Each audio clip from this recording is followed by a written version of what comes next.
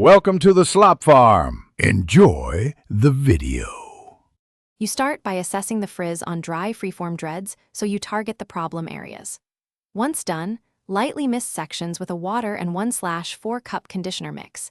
This relaxes loose hairs and reduces breakage. Make sure to separate one dread at a time with clips and use a wide tooth comb on loose sections only. You will not undo the form. Instead, you gently realign fibers.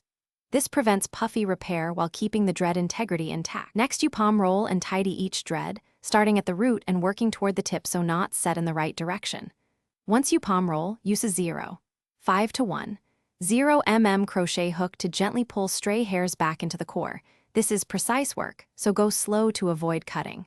Then apply 1 to 2 drops of lightweight oil to the tips to smooth ends and reduce static.